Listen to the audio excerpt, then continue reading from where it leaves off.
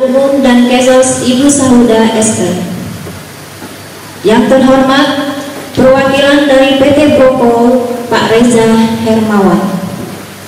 Yang terhormat Ibu-Ibu PKK Ketua Pokja 1, 2, 3, dan 4. Yang terhormat narasumber dari UPT Puskesmas Tanjung Redep. Dan yang sama-sama kita banggakan dan kita sayangi, Ibu-Ibu Kader Posyandu Kelurahan Gunung Panjang. Bismillahirrahmanirrahim. Assalamualaikum warahmatullahi wabarakatuh. Alhamdulillahirabbil alamin. Wassalatu wassalamu ala asyrafil anbiya'i wal mursalin ala sayyidina Muhammad wa ala alihi wa sahbihi ajma'in. Yang kami hormati Pak Reza dari perwakilan manajemen PTN Prokol Pak Reza, Angkatan Bu Indah, ya, serta anggota. Yang kami hormati Ibu Kasih Kesos, Ibu Sauda, yang kami pelatihan peningkatan kualitas kader Posyandu dalam pembuatan PMT tergizi tingkat kelurahan Gunung Panjang. Ya, kalau kita berbicara PMT tentu adalah bagaimana kita akan meningkatkan kualitas generasi penerus kita, ya, pada balita-balita kita. Tentu ini nantinya akan meneruskan kita yang nanti sudah tua dibeli oleh mereka yang nanti melanjutkan. Tentu untuk mempersiapkan suatu generasi yang berkualitas, tentu dimulai dari sekarang. Nah, ini tidak terlepas daripada ada kader Posyandu, PKK yang memulai sejak ini, ya. Ini harapan kita semua para ibu-ibu, bagaimana bisa menciptakan anak-anak yang berkualitas. Biasanya kalau bapak-bapak itu tidak terlalu begitu, karena biasanya kalau bapak-bapaknya itu taunya mencarikan anak apa aja, ya. Tapi yang kalau sekecil sedetail mungkin itu adalah tugas ibu-ibu. Tentu ini ibu-ibu kader-kader Posyandu, PKK ini adalah ujung tombak kami bagaimana bisa menciptakan generasi yang berkualitas yang ada di Kelurahan Gunung Panjang, ya. Nah, di samping itu kami berterima kasih atas supportnya dari teman-teman PT Prokol. Ini adalah sebagai bentuk penghargaan beliau, ya.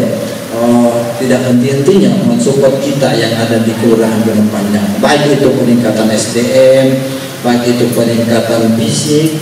Beliau adalah selalu mensupport, ya. Baik itu langsung dari Prokolnya maupun daripada mitranya, ya. Kami terima kasih Bu Pak Reza, ya. Mudah-mudahan secepatnya juga bisa membuatkan ibu-ibu galeri UP2K, ya. Nah, itu permohonannya Pak Reza. Jadi kalau tolong ibu-ibu para kader untuk mengikuti selanjutnya, ya, bagaimana nanti ilmu yang didapatkan bisa bermanfaat bagi keluarga, khususnya keluarga sendiri maupun keluarga yang ada di sekitar ibu, ya. Kami secara pribadi, secara institusi mensupport, ya, acara ini, terutama daripada teman-teman dari Prokol yang siap untuk menyumbang finansialnya untuk kegiatan ini. Dan saya juga berterima kasih kepada teman-teman ibu-ibu PKK yang sudah memprogramkan ini, ibu-ibu dari Posyandu, ya, yang bisa mengikuti dan serta kader yang mau bersedia hadir pada hari ini, ya. Mungkin itu yang bisa kami sampaikan, ya. Sekali lagi mudah-mudahan ilmu yang didapatkan bisa bermanfaat bagi keluarga di sendiri maupun keluarga yang ada di sekitar, keluarga yang ada di Kelurahan Gunung Panjang. Mungkin itu yang bisa kami sampaikan. Mohon maaf apabila ada perkataan yang tidak berkenan di hati ibu bapak semua. Mohon maaf. Kami akhiri wabillahi taufiq wal hidayah. Assalamualaikum warahmatullahi wabarakatuh. Baiklah, selanjutnya sambutan dari perwakilan PT Prokol Bapak Reza Hermawan. Kami persilahkan. Assalamualaikum warahmatullahi wabarakatuh. Yang saya hormati Pak Lurah, bersyukur pada Allah Subhanahu Wa Taala dengan ucapan alhamdulillah dan bersalawat kepada junjungan kita Baginda Nabi Muhammad SAW. Selam, peserta pelatihan peningkatan kualitas kader Posyandu dalam pembuatan PMT berisi 30 jam. Ibu-ibu sekalian, beberapa hari yang lalu saya juga dipanggil di provinsi dan kecamatan. Dalam hal ini adalah penanganan stunting. Stunting ini menjadi isu nasional karena memang ternyata angka stunting di Indonesia itu tinggi dibandingkan dengan negara-negara ASEAN yang lainnya. Nah, dan ternyata bahwa dalam pemaparan yang saya ikuti itu adalah bahwa angka stunting itu juga dipengaruhi oleh ibu sebelum hamil. Jadi anak-anak muda itu tuh harus zat besinya cukup dan lain sebagainya.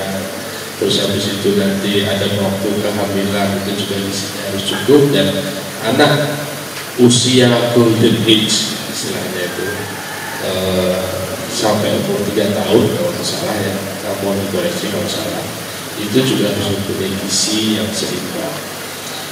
Nah, ada beberapa yang meneliti itu kan, Pak, saya Pak, anak saya itu umurnya 16 tahun, tingginya kurang 3 cm untuk daftar polisi atau tentara. Bisakah ini dinaikkan tingginya dalam waktu ini, kan masa pertumbuhan masih. Dan ternyata Bapak Ibu sekalian ya, bahwa pertumbuhan maksimal anak itu ternyata itu adalah balita. Ini menurut mereka ini ya, yang sumber yang saya datangin, mungkin Ibu ini nanti bisa validasi dan ini apa Ibu. Nah, ada butuh vitamin D, terus butuh dijemur yang cukup, istilahnya kayak gitu, nah kayak gitu. Nah, banyak hal lah yang ini yang ternyata saya juga, ya mungkin istri tahu ya, tapi saya juga baru tahu ternyata main sama anak panas-panas gitu kan, itu penting ternyata. Berolahraga sambil panas-panas itu penting ternyata. Kalau kita kan karena ya itu tadi kasihan dan sayang sama jangan panas-panas gitu, nanti sakit apa, ternyata itu enggak, itu penting gitu. Nah, pengetahuan itu nanti silahkan Bapak Ibu ditanyakan kepada narasumber ataupun nanti narasumber akan sampaikan. Dan tadi yang disampaikan oleh Pak Lurah bahwa kami betul-betul support dengan kegiatan-kegiatan sertifikat, dan kami dengan itu pun juga menjadi kewajiban untuk kami support dalam hal itu tadi penanganan stunting dan sebagainya. Mungkin itu mohon maaf panjang lebar Pak Lurah, Bapak Ibu sekalian.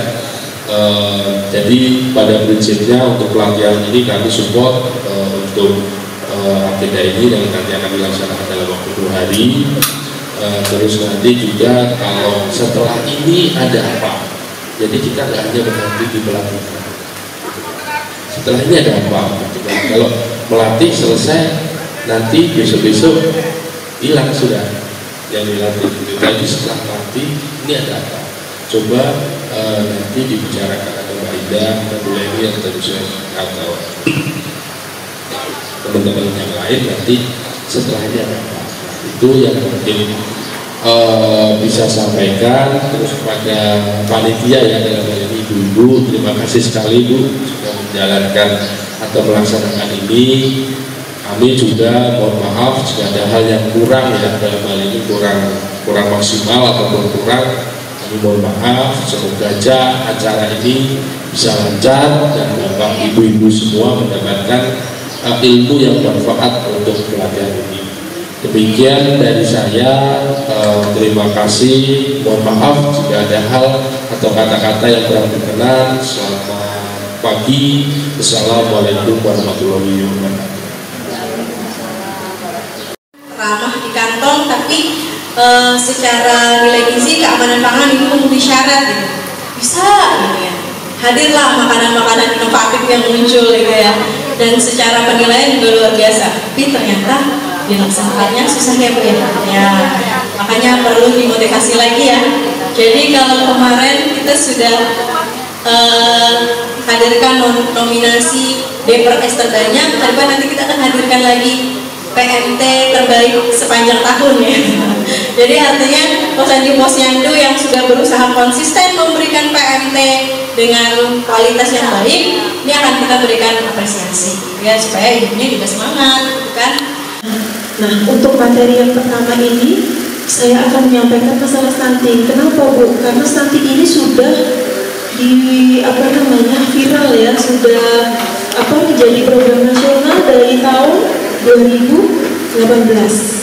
Tapi kayaknya jumlah penderitanya ya, anak-anak yang stunting bukannya turun dengan signifikan gitu ya, tapi kayaknya turunnya sangat alot gitu ya. Ya, jadi masih ada aja. Kenapa? Karena terkait dengan sebelum jadi balita, jadi seperti saya tadi ada terkait dengan periode kehidupan sebelumnya, dari ibu hamilnya, remaja putrinya ya, harus dicukupan isinya dari sana. Jadi memang sebelum hamil atau sebelum menikah itu harus memenuhi syarat-syarat. Nah, ini apa itu stunting ya? Jadi stunting itu adalah kondisi gagal tumbuh ya pada balita akibat dari kekurangan gizi kronis. Jadi kronis itu berarti jangka panjang ya Bu, sehingga anak terlalu pendek untuk usianya. Nah, standarnya ya, ada standarnya nanti. Kekurangan gizi kronis ini terjadi sejak dalam kandungan, jadi bukan dihitung dari ketika dia lahir. Jadi masih dalam kandungan, karena 1000 hari pertama kehidupan seorang anak itu adalah dimulai dari ketika sudah terjadi konsepsi ya, sudah diketahui hamil sampai usia kandungan 9 bulan sampai dia lahir usia 2 tahun, itu 1000 hari pertama kehidupannya. Nah, di masa ini itu yang disebut dengan golden age, jadi masa emas pertumbuhannya. Jangan sampai di masa ini nanti anak-anak kita itu kekurangan nutrisi ya. Nah, balita pendek atau stunting ya ditandai dengan kondisi fisik, panjang badan atau tinggi badan itu lebih pendek ya dari anak normal seusianya. Jadi ketika dia pendek itu sudah masuk kategori stunting ya.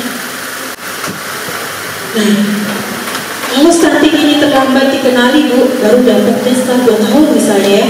Nah, ini ada anak-anak nih usianya 2 tahun 2 bulan Bu, sama anak usia 4 tahun 4 bulan, tingginya sama ya. Itu karena terlambat dikenali, jadi intervensinya juga terlambat ya. Nah, ini ada nih 7 tahun ya sama 4 tahun. Yang 7 tahun sama 4 tahun tingginya sama ya. Nah, jadi stunting ini dilihat dari standar ya, standar indikator tinggi badan menurut umur. Itu yang pertama kita gunakan. Standar ini, grafik ini ada di buku KIA ya Bu. Sudah pernah lihat kan Bu? Di buku KIA standar tinggi badan menurut umur grafiknya. Jadi di belakang TMS itu sekarang grafiknya banyak kan ya Bu ya. Ya, nanti dilihat lagi ya Bu pas Posyandu ya. Di situ grafiknya banyak. Ada berat badan menurut umur, tinggi badan menurut umur, ada grafik berat badan menurut tinggi badan. Jadi masing-masing ada kegunaannya. Nanti kedepannya kita mungkin harus lebih lagi pas Posyandu saja, karena kemarin waktu pelatihan itu baru dijelaskan mengenai pemantauan tumbuh kembang ya Bu. Jadi dari KMS saja. KMS itu dia standarnya berat badan menurut umur ya. Gitu. Nah, ini akibat stunting. Yang pertama tuh gagal tumbuh ya, jadi 3G ya Bu.